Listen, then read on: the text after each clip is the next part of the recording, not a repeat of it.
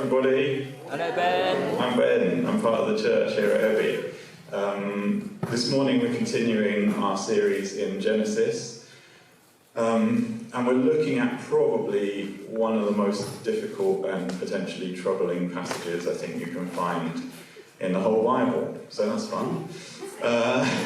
So before we start, I just want to sort of acknowledge that and say that I think it's important that we kind of go gently with this morning.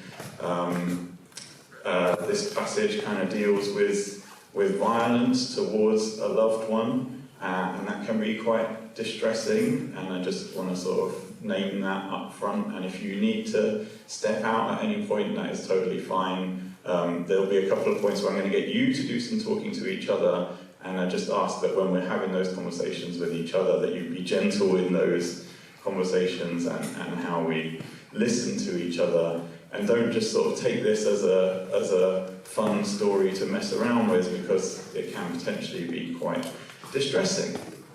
So, with all those caveats in mind, I'm going to read the passage now. Sometime later, God tested Abraham. He said to him, "Abraham." "Here I am," he replied. Then God said, "Take your son, your only son, whom you love, Isaac, and go to the region of Moriah. Sacrifice him there as a burnt offering on a mountain I will show you." Early the next morning, Abraham got up and loaded his donkey. He took with him 2 of his servants and his son Isaac. When he had cut enough wood for the burnt offering, he set out for the place God had told him about. On the 3rd day, Abraham looked up and saw the place in the distance. He said to his servants, "Stay here with the donkey while I and the boy go over there. We will worship, and then we will come back to you."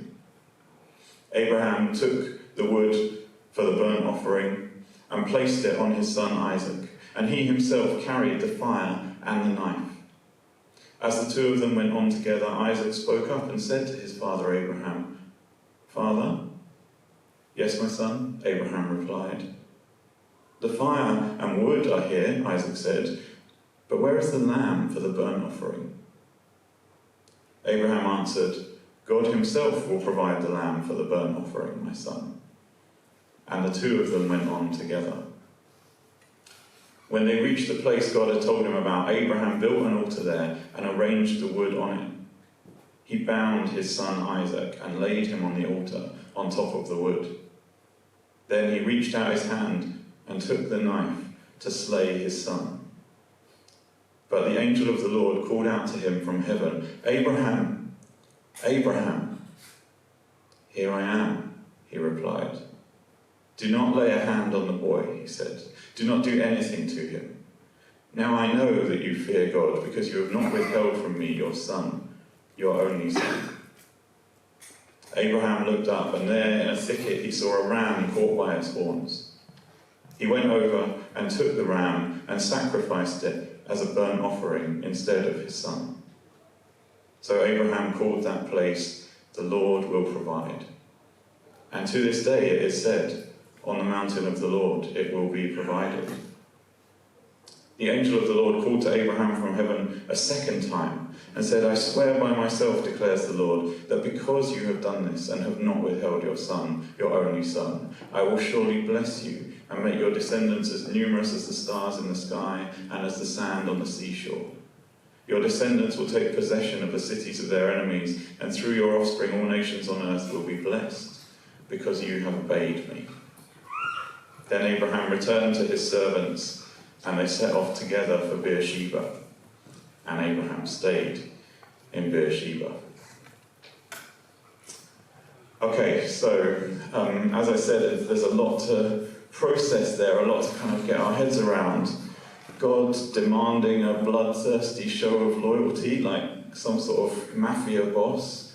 God maybe changing his mind, or did he lie in the first place and sort of going, "Oh, I was just kidding, Abraham," and playing some sort of grotesque game with the life of an innocent person. Abraham being told that he's brilliant for rushing to make the sacrifice that God just told him not to make. Abraham seeming to go along with all of this without even seemingly stopping to think. Sort of technically, well, I guess all's well that ends well, ending to the story, but why did the story even need to start in the first place? I think it's totally natural to have loads of questions about this story. And I think there are two common, that says responses, I think there are two common immediate responses to this story, and maybe you found yourself in one of these two camps as we were reading it then. The first one says, this is a no-brainer. God said it, I believe it, that settled it. This is a really simple story about someone being brave enough to do what God told them to do, even when it seems really unthinkable. Great. What a great story. The second common response, and it's basically the exact opposite, is to say, this is a no-brainer. God just commanded somebody to kill an innocent person. You don't have to do an ethics and morality degree to know that that is an evil act. This is a story about a cruel and dangerous God, and it needs to be thrown in the bin, and you need to have nothing more to do with anything around this. You know? And I can see why both those answers come up, why both of them feel appealing, but ultimately I don't find either of them satisfactory as a way of dealing with the text. I think they're both sort of pat answers, quick answers, and in particular I think neither of them does justice to how Hebrew narrative and scripture works, and I think they both leave open a risk of doing harm. So I don't think, I think the Bible is way more involved and rich and complex than one-dimensional statements for you to either agree or disagree with.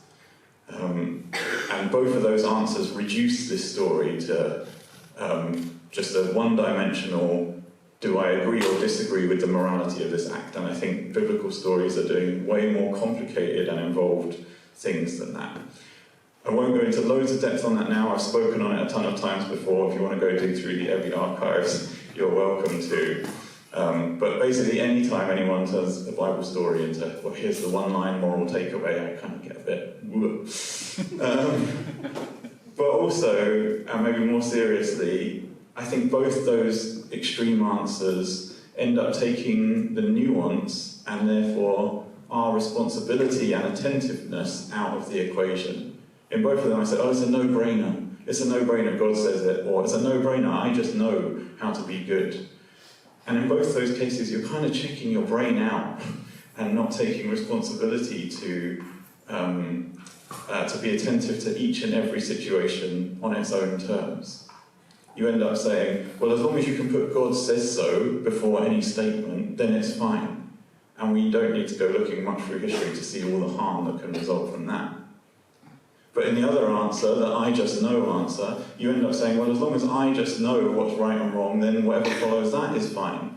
And again, we don't need to go looking through history to see that people have just known things to be right and wrong all through history that have led to terrible harm. So I don't think either of those are adequate, and we have to continue to be attentive to a world that keeps changing and will always ask us new questions. So quick pat answers won't cut it. So I'm not happy to stand here and say either of those, either great, let's unquestioningly accept this story on its face, or oh, this is terrible, let's throw it in the bin. But so if neither of those two extreme answers cut it, where do we go instead? I think there's actually loads of room in between those two positions, or sort of off at right angles to them, or just on a whole other kind of plane of a map, where there are more interesting things to say that do more justice to the complexity of the story, and that do less harm, leave less room open for harm. And what I really want to do is invite you to think a little bit about what some of those more imaginative, alternative possible ways of engaging with this story might be. I'm going to chuck it over to you in a minute. To get you started, I'm going to give you 3 kind of prompts, things you might not have noticed as we read through the story that might help open up those possibilities. But these are just 3 that I've picked basically at random from hundreds. There's all sorts of details. What I really want to do is just give you permission to know that it's okay, that if you read that story and it makes you uncomfortable and you go, I'm not sure, I've got questions, I want to wrangle with this, that's okay. That's more than okay. That is good and that is welcome, and that's a constructive thing to do. So you can start putting your thinking hats on now, before I make you talk to each other. But here's 3 starters that might just have evaded us as we read the story from 5 seconds there. Okay, so the first thing you might not have noticed is, have you spotted the similarity between this story and the one pretty much just before it in Genesis 21, the account of Hagar and Ishmael? If you go back and read Genesis 21, you'll see there's a striking amount of parallels between the 2 stories. That God orders Ishmael's expulsion in 21 and orders Isaac's sacrifice in 22, that they take on board food or sacrificial material, that they go on a journey together, that Ishmael is about to die in the same way Isaac is about to die, and then an angel of God calls from heaven, and then an angel of God calls from heaven, and then there's an instruction about fear, and then God says that he's been heard, and then there's a promise of being made into a great nation, and then there's the eyes being raised, and you see an alternative provision, a well in Hagar and Ishmael, a ram in Abraham and Isaac, and they finish with they take a drink from the well, they sacrifice the ram instead. Amazingly kind of beat by beat similarity between those 2 stories, with at least one interesting difference. Hagar, in the Hagar account, sobs. She thought, I cannot watch the boy die. And as she sat there, she began to sob. Well, we don't see any of that in Abraham's account. But maybe this is actually a story about Abraham and Hagar and comparing 2 people's reaction to a situation. Maybe that's going on in there. Secondly, you might not have noticed, but the words change over the course of the story. So, it doesn't always come out in the English translation, but there's actually 2 names for God used in this story. There's Elohim and there's Yahweh. Haven't got time to unpack all of that now, but sometimes Elohim is translated as earthly judges. Sometimes there's lots of thought about what Elohim and Yahweh might mean. Might they even be the same thing? So maybe this is actually a story about a power struggle between 2 powers. The son whom you love, the story starts out talking about Abraham and Isaac, the son whom you love. By the end of the story, whom you love has gone. That's not there anymore. And in Hebrew narrative, the things that change and go missing are important. So maybe this is actually trying to highlight something about this story speaks to a lack of love on Abraham's part. Similarly, it starts out talking about how the 2 of them walk together. By the end of the story, they just walk together. The 2 of them has gone. Maybe it's a story about a broken relationship between Abraham and Isaac. Maybe that's in there. Thirdly, maybe it's a story about actually what's missing and what's not there. Again, these can often be significant in Hebrew storytelling. A thing that I think is really obviously missing, the thing that Abraham himself has done only a few chapters earlier in Genesis 18, is wrangling with God, pushing back on God, asking questions of God. When God says he's going to destroy Sodom and Gomorrah, Abraham remained standing before the Lord and said, will you sweep away the righteous with the wicked? What if there are 50 righteous people in the city? Far be it from you to do such a thing. And then God seems to change his mind. And we see Jesus doing the same thing in the Garden of Gethsemane. Jesus asked God to say, if you are willing, please take this cup from me, speaking about his crucifixion. I don't want this to happen. Please change it. There is a whole biblical precedent for pushing back on God and saying, please think differently about this. And it doesn't happen in the story of Abraham and Isaac, even though we know that Abraham knows that you can do this because he did it himself. So maybe it's a story about what's not there. Like I say, that's just 3 examples amongst potentially hundreds, but just to give you a flavour of the fact that there's way more than those 2 quick pat answers that we can get into. So what I want to do now is just ask you to take a minute or 2, turn around maybe in groups of like 5 or 6, have a chat with the people around you, and see if you can hear from each other some other interesting wild card possibilities. Where does your gut instinct take you on this story? What's the question that you've got? You have permission to not just go for one of those 2 simple answers. Is that all right? I'll give you like 2 minutes.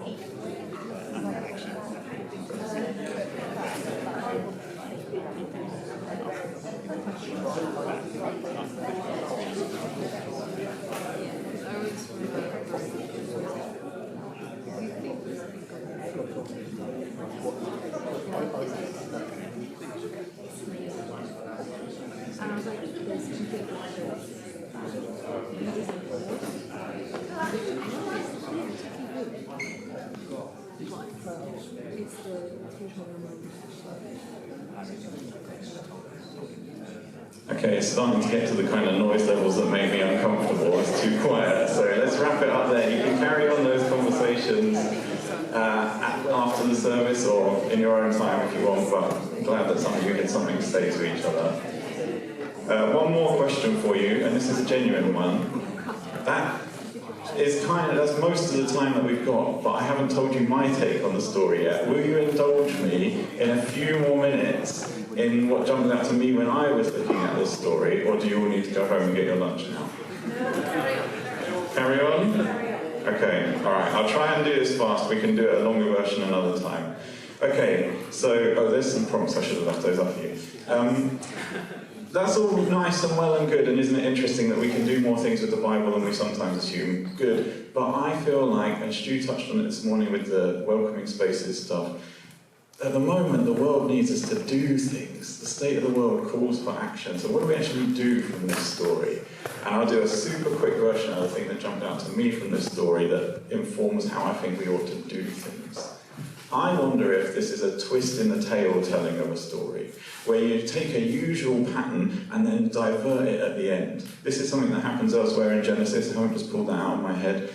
Things like the creation account and Noah and the ark, they kind of take other stories that were familiar in that age and they run alongside them, but then they do something different to show how this God is not like that God. And I wonder if there's a bit of that going on in the Abraham and Isaac story, that there's a twist in the tale, and that it kind of invites the imagining of another mountain. That on this mountain, where the God demands a human sacrifice, you take the human sacrifice up there, but then the God doesn't accept the sacrifice and the human lives. But it invites the imagining of another mountain over here. The mountain where the God does take the sacrifice, and Isaac doesn't make it back down. Where the God demands life and takes it. And if we're horrified and troubled by the Abraham and Isaac version, this mountain over here, then the one where the God demands and takes the sacrifice is even more scary, right? Where the expected ending happens. Like I say, Genesis does do that. And we kind of shrink in horror at the idea of a merciless God. A God that wouldn't show mercy. And that is scary, but what I want to say is that mountain exists. The mountain of the God that demands and takes exists. And more than that, we walk up it every day. We walk up the mountain to try and appease a God every day that asks and does take, and literally will take the lives of our children. And that merciless God, again I'll do this really fast, is called growth or greed. Economic growth, the constant need for more. We've always got to have more. Let me show you really quickly how it works. The merciless God growth demands always more. Small is not good enough. Got to get bigger. Got to get more. Got to have more. Got to have more than them. But eventually, you hit a point where there's no more to take. There's no more to grow into. The resources are finite, and we hit the limits of it. And what do you do to appease the God growth then, who demands always more? You can't make the pie any bigger, so your only choice is to start taking from other shares of it. The only way you can pretend that you're appeasing the God growth is to sacrifice other people's resources, to take it off somebody else. It's not growth, it's theft.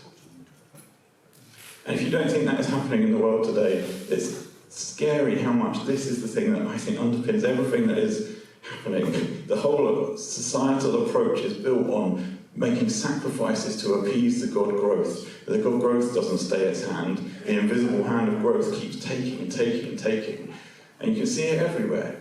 There was this news report the other day. Animal populations decreased 70% in 50 years. Basically, the time I've been alive, 3/4 of animals on Earth are gone.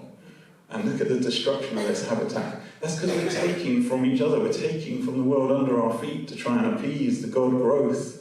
We've got a record number of billionaires.